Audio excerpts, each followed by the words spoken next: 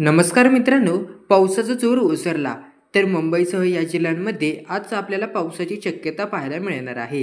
गेल्या आठवड्याभरापेक्षा जास्त काळापासून राज्यात मुसळधार पाऊस हजेरी लावत होता। या पावसामुळे अनेक ठिकाणी नदी नाल्यांना पूर आले होते। मात्र आता पावसाचा जोर काहीसा ओसरला असल्याचं चित्र आपल्याला पाहायला दिसत आहे। आज राज्यातील काही जिल्ह्यांमध्ये मुसळधार पावसाचा इशारा देण्यात आलेला आहे। मुंबई शहर आणि उपनगरात आज मध्यम स्वरूपाचा पावसाच्या शक्यतेसह सर्वसाधारणपणे ढगाळ आकाश राहणार आहे। कोकणातील जिल्ह्यांमध्ये तुरळक ठिकाणी मुसळधार पाऊस पडण्याची शक्यता आहे।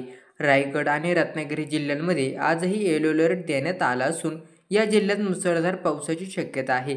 पुण्यातही आज येलो अलर्ट देण्यात आला आहे। घाटमाथ्यावर परिसरात मुसळधार पावसाची शक्यता देण्यात आली आहे, तर इतर भागात मध्यम ते हलक्या पावसाची शक्यता वर्तवण्यात येत आहे। मध्य महाराष्ट्रातील जिल्ह्यांमध्ये घाट भागातील तुरळक ठिकाणी मुसळधार पाऊस पडण्याची शक्यता आहे।